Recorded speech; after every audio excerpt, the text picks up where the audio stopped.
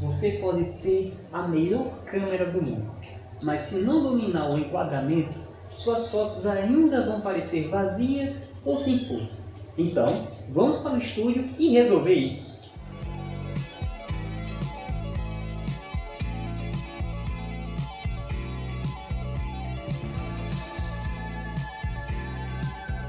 Antes, permita-me apresentar. Meu nome é Adriano Barros. Sou fotógrafo e editor da revista visual Adriano Photo Filmmaker. E seja bem-vindo ao meu canal, onde compartilho as minhas experiências com filmagens e fotografias. Hoje vamos direto ao ponto, o enquadramento, que transforma uma imagem simples numa narrativa poderosa. Hoje, embarcaremos em explorar técnicas de fotografia que podem lhe separar de um simples tirador de foto para um fotógrafo profissional, a partir de um simples celular até uma câmera fotográfica. O conteúdo desse vídeo está dividido em 4 conceitos com exemplos visuais intercalados. Uma delas são a regra dos terços, centralização e linhas de direção, espaço negativo e exceções criativas. Vamos lá? Divida a imagem em 9 partes com 2 linhas verticais e 2 horizontais. Posicionar o objeto de interesse nas interseções cria um equilíbrio visual e movimento visual, isto é, a regra dos terços. Tipo de composição descentralizada, onde elementos importantes de uma fotografia são colocados ao longo de uma grade 3x3, semelhante a um tabuleiro, que divide igualmente a imagem em 9 partes, ou seja, o foco de interesse deve estar na interseção das linhas que dividem o quadro em terços, que são distribuídos de cima para baixo, da esquerda para a direita. Para muitos fotógrafos, esse tipo de composição é uma maneira básica de estruturar fotografias e torná-las mais atraentes. Também é válido para vídeo, como vocês podem observar agora. Ao adicionarmos uma grade nessa imagem, você pode perceber que estou basicamente na posição de um terço pela linha imaginária aí no vídeo, grifada em vermelho. Além disso, devemos nos guiar pelo encontro das 2 linhas perpendiculares presentes na horizontal, qual vamos utilizar 2 bolinhas nesse exemplo. Aqui vocês podem perceber que eu sou o objeto principal da imagem. Mesmo na posição de um terço da imagem, o encontro das linhas representam a parte central da imagem. Assim, podemos concluir que estou dentro da parte central, resumindo, o objeto dentro de um terço da imagem e dentro das linhas perpendiculares. Logo chamamos de regra dos terços. Aqui estão alguns exemplos de como a regra dos terços pode ser aplicada em diferentes tipos de fotografia. Em primeiro lugar, paisagens. Ao fotografar paisagens, tente colocar o horizonte em uma das linhas horizontais da grade de terços, em vez de centralizá-los na imagem. Isso ajuda a equilibrar a imagem e a criar uma sensação de profundidade. Temos aqui um exemplo dessa foto tirada da bandeira nacional. Aqui veja. Se adicionarmos a grade, podemos observar que a bandeira, mesmo não estando no centro da imagem, ela continua sendo o alvo principal, mesmo estando apenas na posição de um terço. Em segundo lugar, temos retratos. Ao fotografar pessoas, posicione o rosto da pessoa ou os olhos em um dos pontos de interseção da grade de terços. Isso pode criar uma sensação de equilíbrio e harmonia na imagem. Aqui eu trouxe esse exemplo de foto em posição retrato, que mesmo em posição de retrato, a regra continua a mesma. Em terceiro lugar, temos a fotografia de viagem. Ao fotografar pontos turísticos ou marcos famosos, tente posicionar o elemento principal em um dos pontos de interseção da grade de terços, para criar uma imagem mais equilibrada e interessante. A única foto de viagem que eu tenho nesse momento são dessas 2 torres de transmissão de sistema de comunicação. Também podemos notar a presença do uso dessa regra.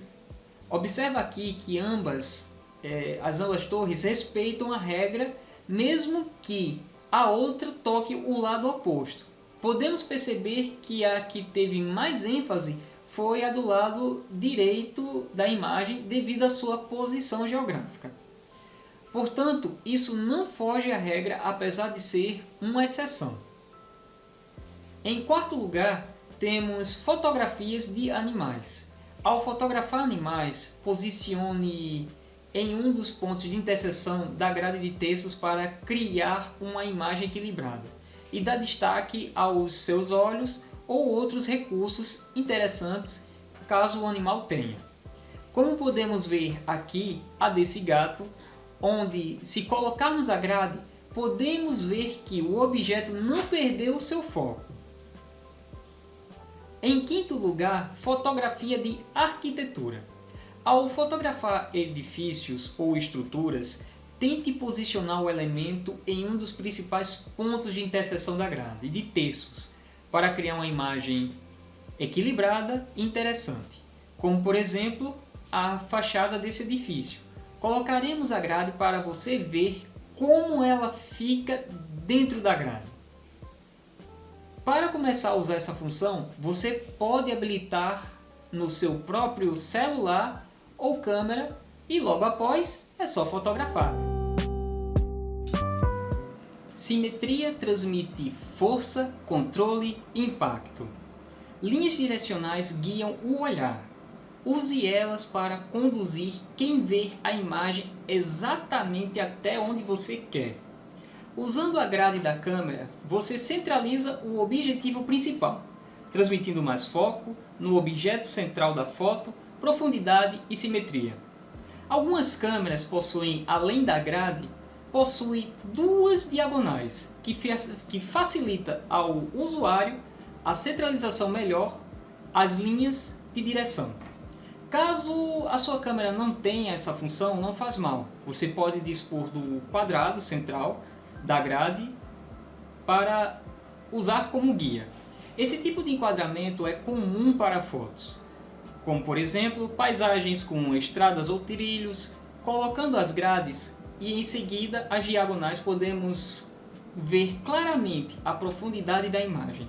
Aqui temos um exemplo dessa estrada, que se além de colocarmos a grade e adicionarmos as linhas diagonais, podemos observar que o formato da imagem nos leva a criar um efeito de profundidade. Fotos em estúdio e 3x4, também aquelas famosas fotos 3x4 de documentos. Aqui vemos que a centralização é mais um formato central da foto, isto é, dentro das linhas centrais da foto. Claro que isso também pode ser usado para fotos normais de estúdio, como por exemplo essas daqui. Fotos de objetos e animais. Basta você olhar e centralizar o elemento principal no centro da imagem e voilá! Temos uma imagem bem centralizada.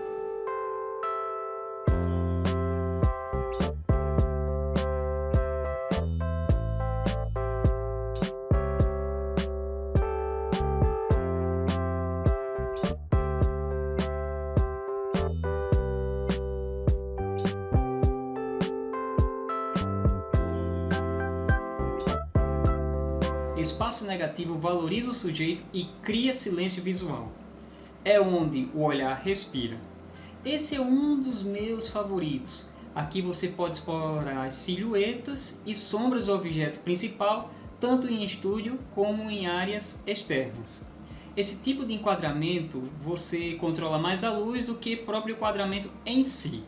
Ou seja, é a área que é ocupada pelo assunto principal, mas desempenha um papel fundamental na composição da imagem, destacando a imagem, formando uma composição mais equilibrada do objetivo da imagem, trazendo um efeito incrível para a imagem. Um dos exemplos aqui são em retratos, por exemplo, em estúdio, onde as sombras trazem mais destaque ao objeto principal. Também as paisagens, onde pode ser usado a luz do ambiente com objetos envoltos, assim dando efeito de sombra. As regras existem para serem dominadas e depois quebradas com intenção. Use o enquadramento para criar impacto, provocar ou narrar algo inesperado. Depois de você conhecer a regra dos terços e entender que a grade lhe guia para um bom enquadramento, quebre as regras e as explore ao seu favor. Com esses exemplos que citarei agora, sairei do script para comentar junto com você. Temos aqui um exemplo de a fachada de uma casa, onde tirei a foto de nuvens em movimento. Temos aqui uma outra imagem que traz o mesmo efeito de nuvens passando. Uma imagem aqui que acabei utilizando da criatividade para utilizar o retrovisor de um carro como moldura para a imagem.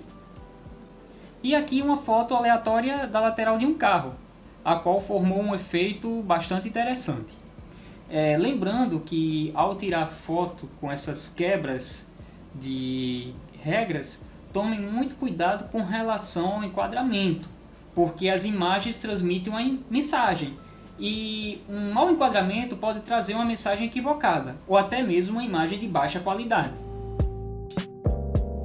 Se você é algum entusiasta ou está iniciando, treine com a sua câmera ou até mesmo celular. Em ambientes simples, explore todas as funções que seu aparelho possa oferecer. Às vezes, um bom enquadramento transforma até um copo de água em algo fotogênico. Uma dica rápida: antes de clicar, pare, pense por 2 segundos e pergunte-se para onde o olhar vai. Se a resposta for clara, você acertou o enquadramento. O enquadramento é como você organiza a sua visão de mundo. Não é só estética, é linguagem.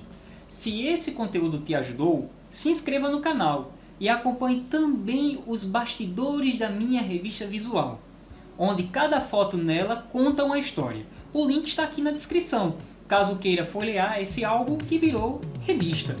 Portanto, é só isso por hoje e até mais. Tchau!